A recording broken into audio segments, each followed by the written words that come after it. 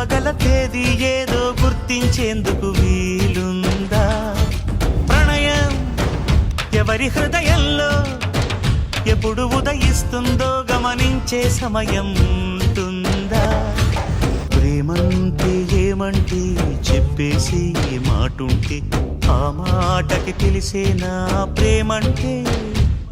అది చరితలు సైతం చదవని వైనం, కవితలు సైతం పలకని భావం, సరిగమలెరుగని మధురిమ ప్రేమంటే. దరిదాటి ఉరకలు వేసే ఏ నదికైనా తెలిసిందా తనలో ఈ ఉరవడి పెంచిన తొలిచిన ఏదంటే?